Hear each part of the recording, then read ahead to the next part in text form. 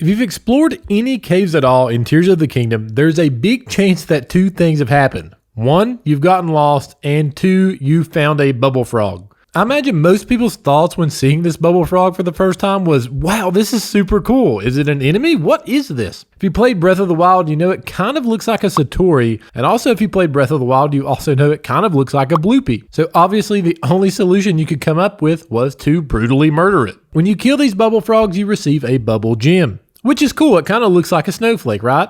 But what the heck do you do with them? Luckily for you, there is actually a use for them. In order to use these Bubbul Gems, you have to first start a side quest. The side quest starts between the Woodland Stables and Pike Pond. This is to the northeast of Lookout Landing. When you go here, you have to talk to Kilton. Now in Breath of the Wild, Kilton was your main monster man. You could exchange monster parts to him for Mon, and you would be able to get cool gear like the Bokoblin mask or even the Dark Link outfit. It was a cool system and was nice to be able to get different outfits that you couldn't normally get. As you talk with Kilton, you find out that his older brother Koltin is obsessed with becoming a Satori. That's the super cool horse we talked about earlier that the Bubbul Frog reminds us of a lot. And side note here, the Satori you could find on Satori Mountain in Breath of the Wild was a nod to Satoru Iwata, former president of Nintendo who unfortunately passed away. Koltin has just come out of a cave looking for Bubbul Frogs to get a Bubbul Gem. This is because he read in an ancient text that eating Bubbul Gems will turn him into a Satori. And because of this insanely obsessive need to turn into a Satori and the fact that he can't get a Bubbul Gem on his own,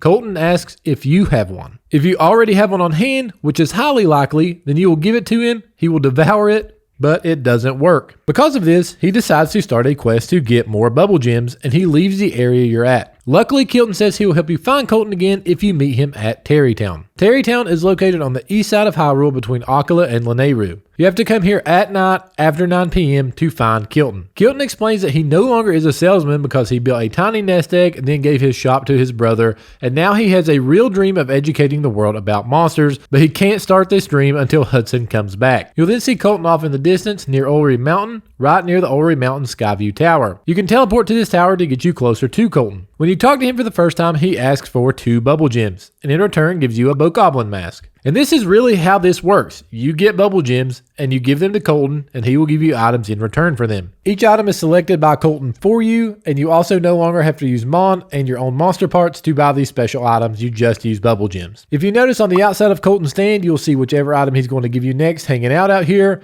This obviously gives you excitement to go get more Bubbul Gems because you can see the item you're getting next. After giving Koltin so many Bubbul Gems, he says that he can now sense where Bubbul Frogs are, and he'll give you a location where one is. I do have a video right here talking about how to farm these Bubbul Gems so you can get all these items from Koltin right here, so be sure to check that out. Also, be sure to subscribe so you don't miss any more Tears of the Kingdom content. You guys have an awesome day, and God bless.